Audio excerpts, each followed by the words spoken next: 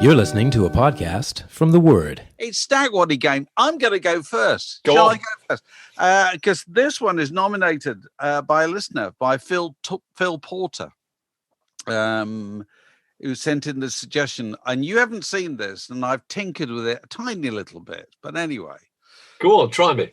The thing about a Stag Waddy Game is you kind of have to know your opponent, really, a bit. It has to be tailored, doesn't it? It's got to be a bit to the opposition. tailored. Yeah. Anyway, Phil had the splendid idea of rock stars and their dogs. Okay. Oh, that's good. Rock That's good. stars and dogs. It's such a good idea.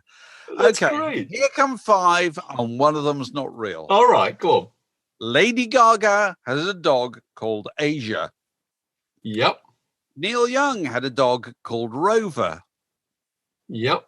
Beyonce had a dog called Munchie. Pink had a So dog plausible. Pink had a dog called Elvis. Yep. 50 Cent had a dog called Oprah. Okay. Oh, those are great. Are they Rover, good? I'm fairly sure is real. I'm fairly sure that's real. And it's kind of arch and ironic, isn't it? Beyonce's Munchie is brilliant. That's exactly what she called the dog. As is Elvis from Pink. Lady Gaga's Asia. That's opera. That's a tricky one. It's between Lady Gaga and 50 Cent. And you're going to choose one. I'm going to say that Asia is the made-up name. Not true. Okay, go on. Lady Gaga has a bulldog called Asia. Beyonce has a Shih Tzu called Munchie. Pink has a bulldog called Elvis. 50 Cent has a Schnauzer called Oprah. But Neil Young does not have a dog. Oh, right, okay. Oh, I'm completely fished in. That's really good. I But fished you in it's there. plausible. It's utterly plausible. So well done to Phil Porter for sending I us got that. someone from Patrick Crowther, another listener actually, Patrick Crowther in Lucca in Tuscany, which I thought was really good. And I'm gonna launch this one at you, Dave. Go This on. is 5 Nigerian Highlife musicians. Oh, Okay, it's good. It's good. One of these isn't real. Dr. Sir Warrior, Ebenezer Opie, that's real. Fat Eye Rolling Dollar.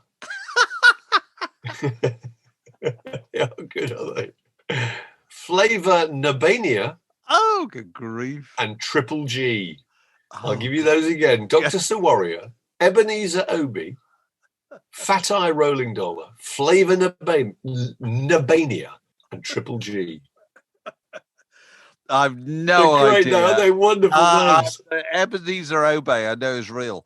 Fat Eye Rolling Dollar, I'm going to pick. Okay, no, he's real. The great man is real. No, the one that's made up is Triple G, which is in fact a Nigerian manufacturer of computer stationery. That's really good, isn't it? Very good. Who's Thank that you very much to Patrick Crow. That's brilliant. Anybody listening who's got a stat waddy up their sleeve, please send them in. They're really funny. That's a really good. The Word Podcast. Prime cuts of popular culture served fresh each week. Did you see? I don't know if you saw this yesterday. That Tony Glover, who was one of Bob Dylan's old mates from university days back in Minnesota. Was he? Yeah, I remember talking of him. Yeah. He died last year, and his widow has just sold his treasury of Dylan. Well, it's more than memorabilia. I mean, this is extraordinary stuff. Handwritten letters from 1964, 65 in real detailed letters, and long taped conversations from various points in his career. She's just there's been sold at auction for, I think it's just under $500,000. I don't know if the market for that kind of stuff is slightly down at the moment or up. I've no idea at all. But it's really interesting because it makes you think of that period, pre-fame Bob Dylan, when all those guys all met at the University of Minnesota, and there was Tony Glover and there was Paul Nelson, who was the guy who went on to be a kind of A&R man and was involved with Rod Stewart and David Bowie and all sorts of people. But there was obviously a group of those guys who were into all that stuff. And one of them became Bob Dylan, which is just, which then affects the lives of all the other ones who were not Bob Dylan, doesn't Completely. it? For the rest of their lives, And I think he probably maintained very good relations with them, and he certainly gave Tony Glover a lot of his time. And I thought it was exceptional, because normally in those situations, when you have those little teenage or childhood or student groups, the one who dies is the rock star. Yeah. And the ones who live to a ripe old age are the ones who eating health food and jogging and generally looking after themselves. And if you think how Dylan caned it in his youth, and here he is about to be 80, isn't he? Amazing. Is that what it is? May. Yeah. So it just made me wonder whether I've got $500,000 worth of correspondence from a rock star or anything like that I ought to tell my wife about for when I turn my toes up. Turn your toes up. That she could go down the auction house. Have you got anything like that? God, I don't think I have really. No, I've got a few autographs up in the roof. I've got a Michael Jackson autograph somewhere. But I mean, are these things really worth a lot of money? Probably not. Well, the thing for me is, I wonder how Dylan felt about that, because there must be part of you that thinks, oh, that very private letter I wrote to him, then I'd like to keep private. But then there's probably another part of you that thinks that's so great that my old pal, assuming they still have a cordial relationship, is going to, his family are going to get some money out of it. No, exactly. The family are going to get some money out of it. Well, the widow is no doubt thinking, well, I don't know what to do with it. Probably, I don't know. What would you do in these cases? You go to the estate, you go to Bob Dylan and say, do you want these? Do you want to buy them off me? Yes, that's true. Otherwise, Yeah. Or you find an academic buyer or a library or something like that. That could use them. So it's difficult to know whether she got a good deal or she didn't, because we don't know the quantity of the stuff. We haven't read it, but it really interests me, that kind of thing. Yeah. Letters from anybody famous that have any indication of their character, if they're formal letters and don't reveal much about them, they're not really worth very much. But if they have some indication of what they're like and what they're thinking, some idea of their characteristics at the time, they've got huge value. Well, these have a lot of material in them. There's a big piece in Rolling Stone about them, which is quite interesting. I recommend it to any Dylan fans. I'm sure they found it. They found it already. Did you follow the George Clooney story? Well, that's related, isn't it? George Clooney. Amazing. There's a piece in GQ, really good piece, interviewing George Clooney, and he reveals that in, I think it was 2013 or whatever it was, soon after the film Gravity had come out, and he was in Gravity. I don't know if you've ever seen it. It was a bit of a kind of risky kind of cult thing, and they never thought it was going to be successful. And so they didn't give him the standard fee. They gave him a kind of royalty, a percentage. And of course, it was a huge success. So he made a lot of money out of it. And what he decided to do was he had, I think it was 12 or 14, I think it's 14 old pals who looked after him. And George Clooney wasn't successful till quite late on. I mean, he didn't really come into the frame till maybe in his 30s, I think. So he spent a lot of time kind of bumming around. He said he was sleeping on people's sofas and borrowing money off them. And they were just his really good mates. He always wanted to pay them back. And he decided what he was going to do was to give them each $1 million in cash. $1 million in cash. So he found out how you do this. There was a warehouse that could supply the $1 million. He got 2 security guys. They rented a van, a florist's van, so it wouldn't draw any attention to itself. Went down to this warehouse, and these people forklifted pallets with the allotments of $1 million. He drove them up to his house. He invited all these guys around for lunch, and then announced that he got this cash. I just couldn't think. I didn't know what I felt about that, because I mean obviously it's fantastic. It's great that he gave him the money, but also it's unnecessarily flash, isn't it? And also it's a bit awkward to be given that in cash. I mean, it is, yes. Then go home in your car with $1 million in the boot, trembling all the way. You see, because God, it's a movie. It really is a movie in itself. That is, isn't it? It is. The gift. Because how many? 14 guys. 14 guys. And they're all guys, are they? Yeah. Okay. Yeah. I'm wondering if one of them, when he went home, didn't tell his wife. Oh, God, that's good. Oh, Lord. It's just got to be one of them, hasn't there? I thought. Yeah, just sorting something. I'm just carrying something to the garage. Be with you in a minute. Yeah, spends it all on booze and gambling. I'm suggesting it's cash. It is cash, so it doesn't have to go into a bank account. I'm going to go further with this, Mark. So one of them doesn't tell his wife. One of them doesn't go home at all. One of them just... It is a movie. Out of 14, you know what I mean? It is a movie. That's fantastic. It is a movie. One of them takes George aside afterwards or rings later and says, this is very generous of you. But actually, if you remember, I did a lot more for you than Fred over there. Yeah. You stayed on my couch. And by the way, you slept with my girlfriend. Let me just bring that up, which he will have done. Yeah, so that's another $30,000. Yeah. And so I think I should get slightly more than the rest. You know, that's so true. I can't believe that 14 people walk away from a thing like that going, well, that's fair. That's great. Absolutely fair. That makes no change to our relationship. You know what I mean? It's, you know, and outside of those 14, there's going to be another half dozen who also put him up and, you know, fed him and lent him money, didn't get anything at all. Absolutely. So how can you win in these circumstances? You can't at all. No, I mean, he could have given it to charity in their names or something like that. I don't know. Also, the first thought I had, you know, because anybody who studied the career of singing, none, as I have done, knows that the danger of this is you give away all your money from a huge, great windfall hit, and then the tax man comes back to bite you in the arse.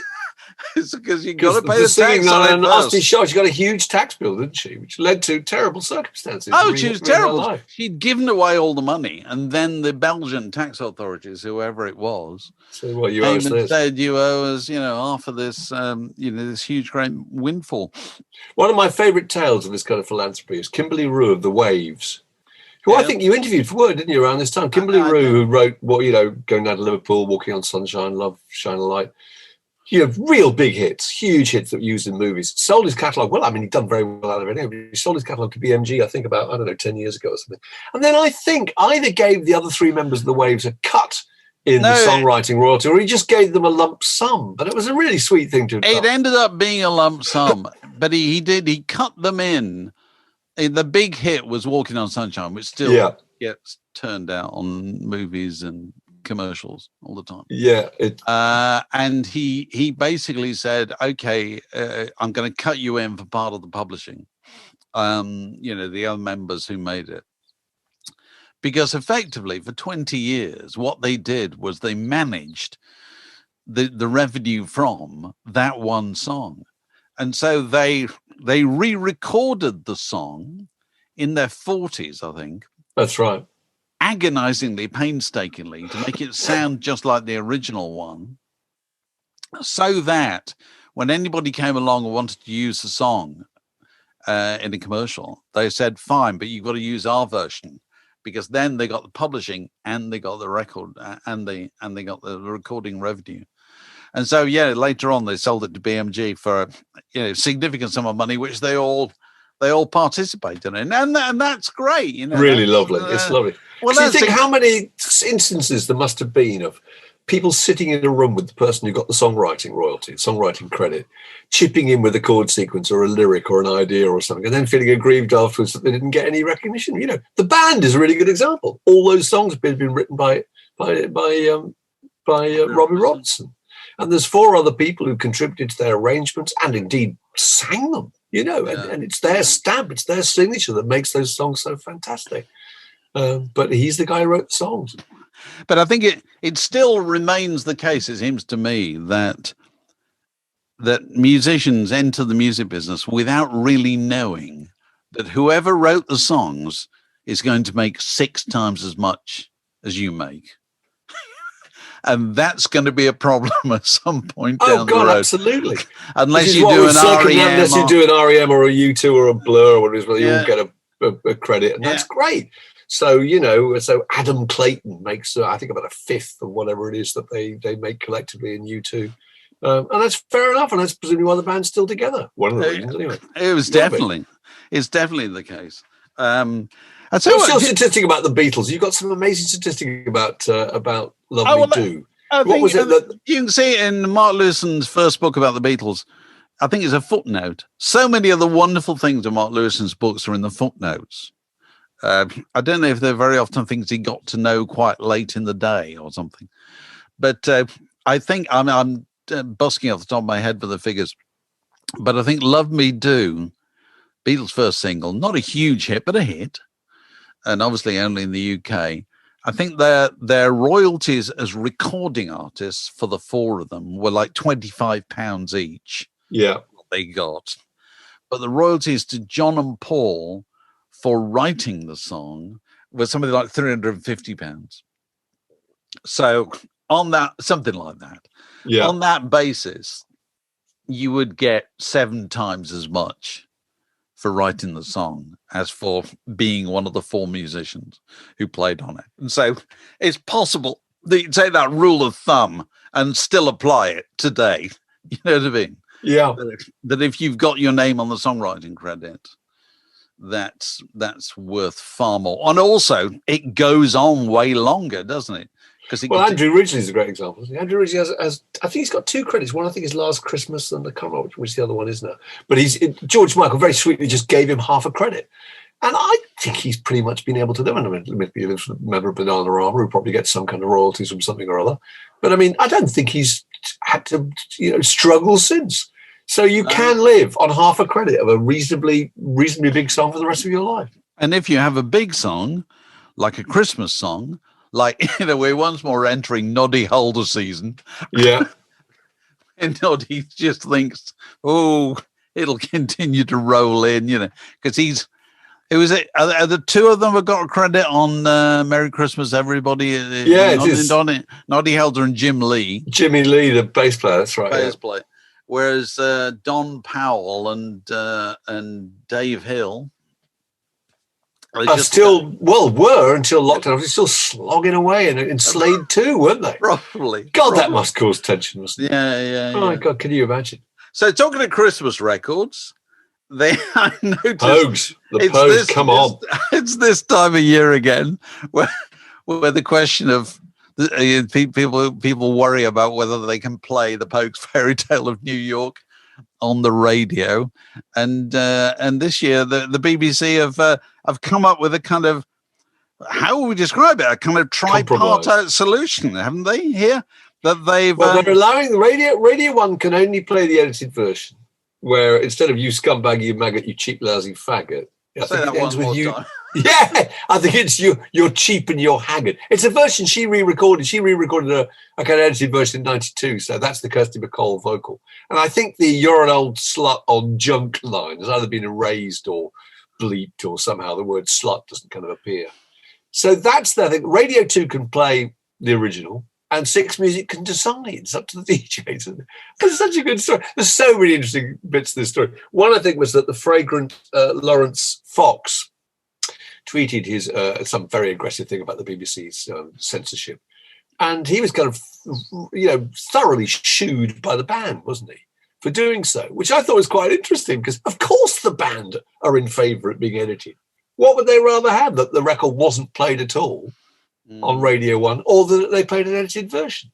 It's a weird situation where you've got the people who wrote the song attacking the bloke who wanted to hear the original. It's amazing, really.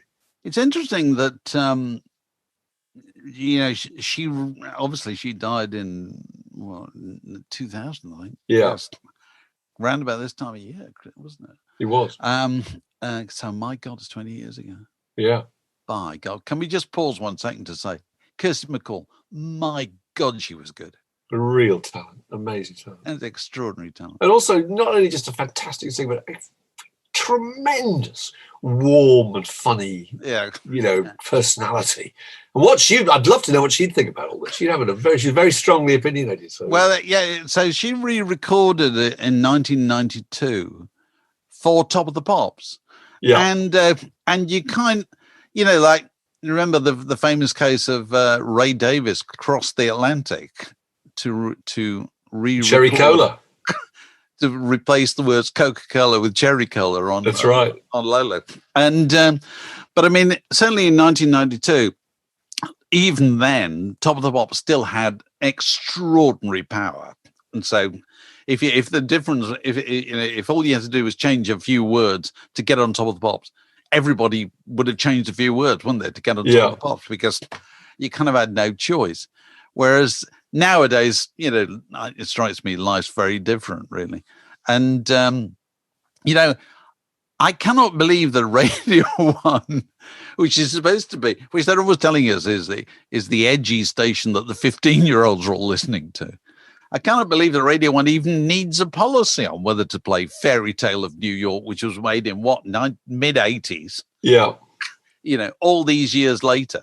It's like Radio 1 in 1976 having to decide whether it's going to play White Christmas. But aren't they just working back from the idea of a controversy? They're just trying to avoid any kind of lynch mobs on social media. If one person was to complain about it, they would have to defend it, but they wouldn't want to have to defend it. So it's like Round the Horn. There was an episode of Round the Horn that was repeated in February. And one person complained that it was racist, and they had to issue a sort of an apology. I think so. It was a breach of policy. So it's very, very difficult. But I do think it's amazing that the implication is that it's the teenagers who are more sensitive and more easily outraged than the kind of the Radio 2 listeners, which is true. But it turns the whole thing on its head. That kind of. It used to be disgusted of Tunbridge Wells, didn't it? And it is. It was always some colonel with a monocle who was getting red in the face because something he just heard on the radio. Now it's, kind of disappointed of Stoke Newington, isn't it? Age 18. It's some 19-year-old. I know. It's just absolutely switched around. But generally speaking, I don't think it's a good idea to go back and bowdlerize lyrics, because you're cheap and you're haggard, it's just not as good a line as you cheap as you fag. It's just nowhere near as good a line. And this is supposed to be at some level art, isn't it? So art will involve occasionally controversial language. It's a fact. It's going to have to do. It is. Otherwise, it's going to get really boring if it doesn't. Yeah, so, whether that's movies or books or whatever. Absolutely. This is the generation that grew up with Tarantino movies. Yes. And there's all sorts of words. So they're not shocked by anything. Not shocked by any of that. They've just decided what to be shocked by. Well, I suppose this has got a kind of LGBT kind of dimension to it.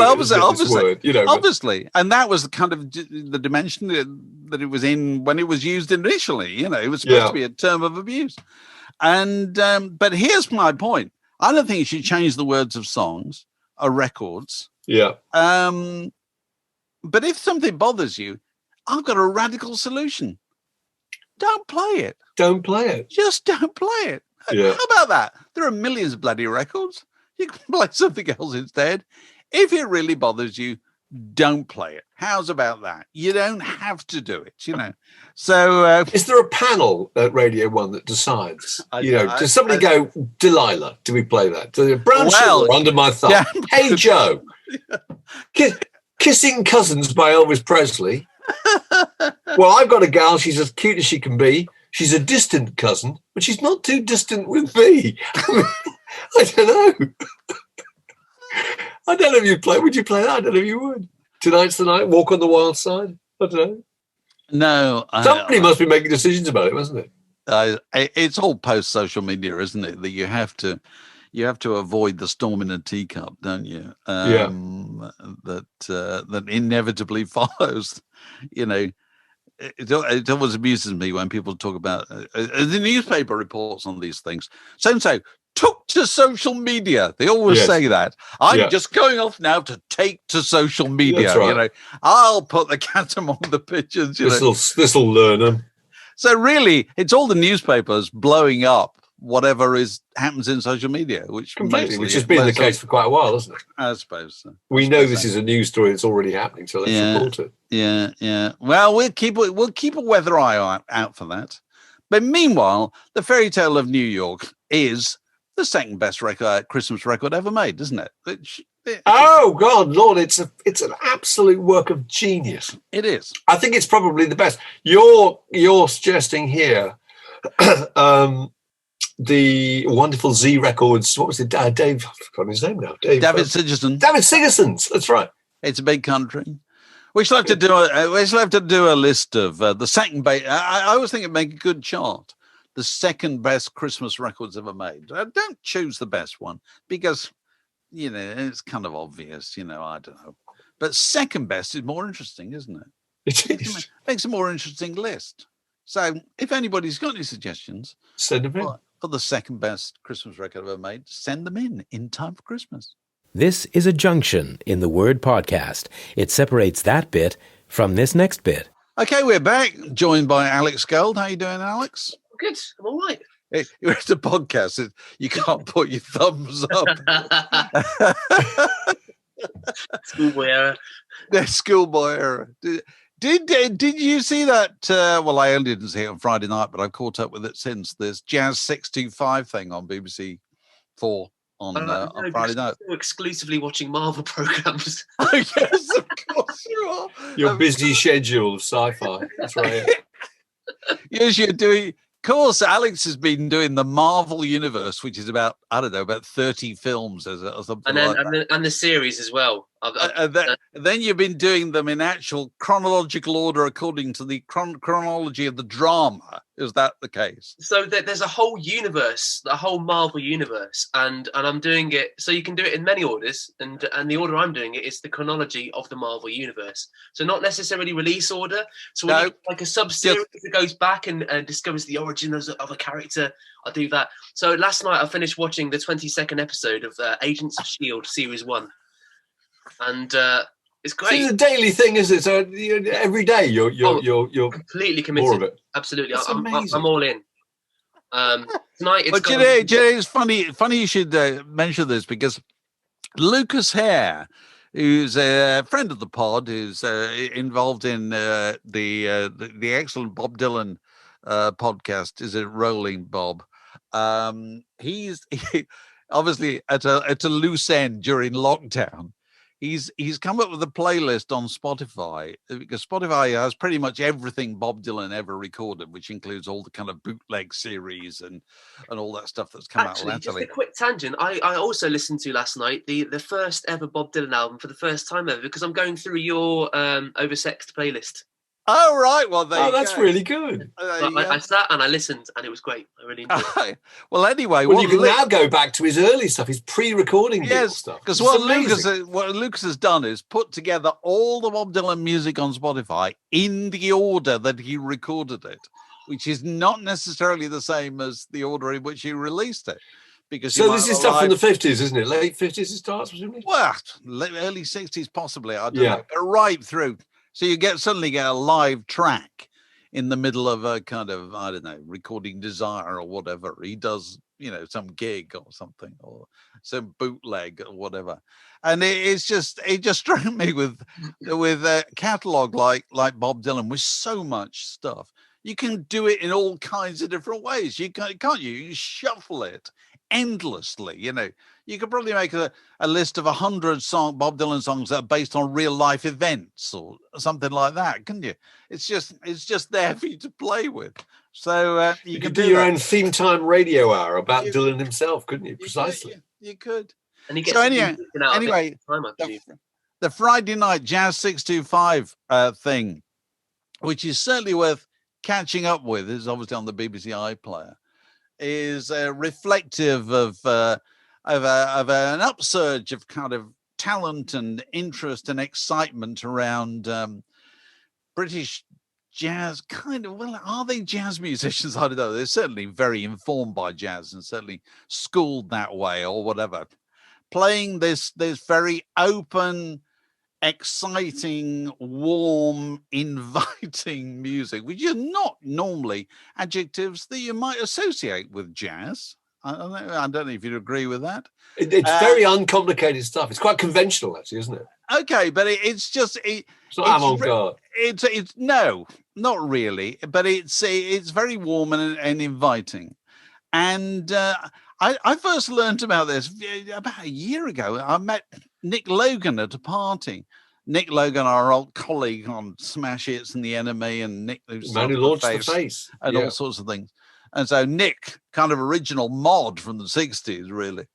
And he was telling me about this, that he'd been going to a series of these gigs, and they tended to be very often in old churches, because they were the only spaces that could accommodate the large, number of people who wanted to go. And also the fact that these artists liked to perform in the round, so you needed a big space in the middle rather than a stage.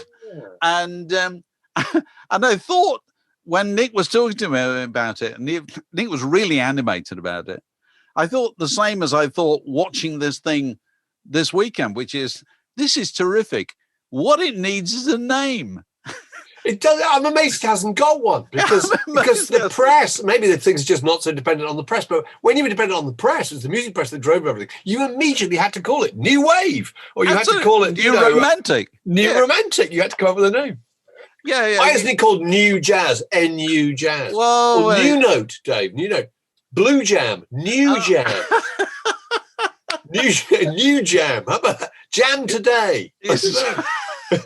You see, I think it needs a name, and I think there's an interesting debate about whether that name should involve the jazz word or not. We've got acid jazz. Why not warm jazz? Yeah, it's just it doesn't get you excited. No. It doesn't make you think, God, that sounds like fun. Whereas if you go and watch that program and you listen to it, it sounds like it is fun. It's terrific, fun. Man. You said it's really exciting. It's infectious, it's kind of, it needs some word, some adjective that doesn't involve a musical reference even. It probably ought to get away from that. I'm not suggesting we should come up with the answer here. I'm just saying it made me think. No, it's true, because New Romantics gave you no idea what it sounded like. It only gave you an idea what it looked like. It just didn't matter, though, because that just, it ticked the box, didn't it? Yeah, it did. So it made the it made the idea travel. Yeah, it made it so that all these years later, Dylan Jones can write a book about you know what I mean. It's true. Romantics. Whereas if that word had never come along, you would have to write a book about stuff that happened in Britain in the early 80s. It's not the same, is it? Yeah. Anyway. So it's certainly worth seeing. Alex, you used to, among your many previous manners, you used to live in Muswell Hill, didn't you? Oh yeah, I used to be a hillbilly for sure. I loved it there. It was great. Yeah, and you used to go to Toff's fish and chip shop. Toff's was me local. Only the chips though. Only the chips. And the V. Did you ever pass? You probably did, I think. There used to be a music shop called the Les Aldrich Music. Yeah. Les Aldrich Music Centre. You probably went in there to buy guitar strings and things like that. I did, actually. That was my regular string stop. And capos, which I always lose, and everything like that. Well, I've lived around that kind of area for a long, long time. And I've found myself thinking over the last 10 years, I think Les Aldrich, the Les Aldrich Music Centre, which I remember as a place that always sold musical instruments, always sold sheet music, but also sold records and then sold CDs. I thought, is this the last record shop in North London? Of course, they have records as well. Yeah. Well, but I put this to our mutual friend Paul Kramer, who used to run a record shop in North London. He said, well, they don't really sell records anymore. And I had a look on the website, and they don't really. I mean, they probably sell a few, but it's mainly musical instruments, whatever. Yeah. So that left me thinking, and I've been thinking about all weekend, are there no record shops left in the whole of North London? Because and are there any? Do you mean from a particular era or just generally? Well, I don't know. You probably go. I mean, I don't. If I wanted to buy a record, and I'm living in N14, and I wanted to set off to buy a record from where I am, now I know it's locked down and all that, so it's exceptional circumstances. How far would I have to go? I'd have to go an awful long way. Yeah. And I'm in London. I would have to go in the West End. Yeah, you'd go to Sister Ray in Soho or somewhere like that, wouldn't you? I suppose so. Well, yeah. I mean, because HMV's gone. from the West End. Obviously, they, the chain still operates in other parts of the country. I don't see the HMV as a music store anymore. I just don't make the association in my head. I view it as a place to buy get games or band T-shirts, but I wouldn't go there to buy music. So I'm particularly thinking about this at this time of year, as we get into the festive season, because I used to work in a record shop, and it was all about Christmas. If you had a good Christmas, that tidied you up. It's like the publishing world. It really was. Yeah. Christmas revolved around, suddenly the store was way fuller than it would be even on its busiest days. And in and amongst the people who were buying records that they always wanted would be a succession of very often slightly bewildered looking older aunts women. And uncles. Yeah, buying record tokens. Who would come in, either for record tokens or they'd come in list. Bit of paper. Have you ever heard of this before? And so you'd have to give them the Blue Oyster Cult and Steely Dan and God knows what they wanted for their nephew and whatever, because presents were such a huge part of the music business. Gone, totally gone. And so it really brought home to me the record shop. I mean, which has never been more celebrated in fiction and myth and film than it is now. Completely. There's never been less represented on the ground. Now, I know there are odd exceptions. I understand that. And it's interesting. You should talk about Sister Ray as where you'd go. Like that would be the main destination in the West End. Well, it wouldn't have been 30, 40 years ago. There would have been about 50 different places you could have gone, Well, I used to work in a record shop in Stratford-upon-Avon when I was just out of school. And it was V-Shop, and it got taken over by Sanity, which is then the kind of the Australian HMV. But we had HMV across the road. We used to do that Wild West thing where we used to sort of stare at each other outside the door every morning. Let's sell more CDs than you today. Stand off. Yeah. But it was really easy to. It was really easy to find a place that sold records. They were just everywhere. Yeah. And now they're nowhere. It's really. But bizarre. now it's gone completely the other way. And when you think about London, which is where Mark and I live, and you're not there at the moment, but you normally spend a lot of time there. Yeah. And people say, because I tweeted this, I said, can anybody think of a record shop in North London that would have been there in the early 70s? And people scratched around, and there was the odd suggestion, but nobody was very sure. And then people said, well, you won't find any shops that would have been there in the early 70s, which I understand retail landscapes massively change. But I started thinking about... That's so untrue. There's lots of them. If you look, particularly in the West End of London, particularly in the centre of London.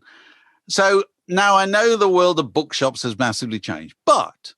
Foyles is still there, but these are big destination bookshops. Hatchards in Piccadilly, Stamford's, the specialty travel and map shop. Haywood Hill in Mayfair is still there, and those are probably just a few of them. If you think about food shops, Fortnum's is obviously still there. Has been there since the 18th century. Yeah, it was in the 1700s, wasn't it? Incredible. Paxton, do you know, Alex? I thought you, with your vegan hat on, might know Paxton and Whitfield. Do you know Paxton and Whitfield? No, tell me. They are London's longest running cheese business. Oh, really? Yes. So, when this bloody war is over and, you can come back into the capital, you'll be able to go and gorge yourself at Paxton and Whitfield. Lock and Co. Hatters, hasn't that been there since? They're all since 1765 or something. It was founded in 16. I was given a hat from there only a few years ago. Because if you go to Lock and Co., you can be reminded that Lord Nelson and Oscar Wilde would have been in the same shop and bought hats there. Well, that's pretty good, isn't it? They've got if you go into Lock and Co., and they're a lovely shop, and very often if you go into these places in St James's, which is where they tend to be, that they're always the oldest shirt maker or whatever. They tend to be very welcoming, because they know that their job is to kind of sell their brand and sell their history. And I think if you go into Lock and Co., they have the the hat, whatever you call the equivalent of a shoemaker's last, the shape of a head. Yeah. They've got the hat, the shape for like Charlie Chaplin and Lawrence of Arabia and all these kind of people who were once clients of theirs. So that's been going for years. That lovely old umbrella shop. Was that a beautiful umbrella shop in Holborn? Fabulous. Well, this is it. James Smith, the umbrella shop. Yeah. If you can now, I know rain has never gone away in London, and I know an umbrella is never going to be something you're going to buy online. But if you can keep a fabulous umbrella shop going in the West End of London, why the hell can't somebody keep one fabulous record shop going that draws tourists and visitors to the center of town? That's the thing that I find amazing. I mean, I know loads of record shops are really going to go out of business, but I would have thought that it would have been 2 or 3 prestige survivors. But half the problem is just the width of the catalogue, isn't it? I mean, I don't know. Can you always guarantee that? I mean, I totally agree with you. But can you guarantee to have something? An umbrella's an umbrella, isn't it? Yeah. So what kind of records do you stock? But it's interesting. At a tangent, it just struck me that were there any items that completely went out of the frame? The video cassette is one, I think, possibly. It's almost gone now, the video cassette, isn't it? I mean, you can't really play it. You can't even get the machines to play it. So you think of the great era of Blockbuster. So there were video shops everywhere, and the DVD shops that's disappearing, isn't it? DVD. You know, you don't see any watch menders really. You don't see so many cobblers. You don't see many camera shops. You know. Certainly. I would wager CD players are going out as well. I noticed actually not so long ago that I don't have a CD player anymore anywhere. Well, mine has started misfiring after I've had a long time, and I've decided I'm going to have to replace it. But also, computers are being made without CD drives. Yeah, they are. We got my sister a DVD for Christmas last year, and I could see by the expression on her face, she was trying to kind of look upbeat about it. I suddenly realised she doesn't have a DVD player. She's got nothing she can play it on. So she's just being polite. I know. Yeah. So in my survey of shops that remain in London, you'll walk past this place loads of times, Mark. I certainly had done, but I hadn't been in there until about a year or so ago. Do you know Arthur Beale, which is you do know it, do you? Yeah, I do know. Yeah, it's opposite Endeavour House, where it's the Chandlers, isn't it? It's a ship's Chandlers. Now that Arthur Beale was founded something like 500 years ago. They can trace it back to some kind of business. It wasn't that actual shop, but making ropes 500 years ago. Isn't that amazing? And do you know why they're there? I think this is why they're there. Because my son-in-law works in the theatre and the film business. And he told me he'd had to go there. And he says, it's on the edge of Covent Garden. I said, why the hell should a ship's chandler be on the edge of Covent Garden? You know, it's a place you can go in and buy an anchor, probably, and also think for life on the ocean wave.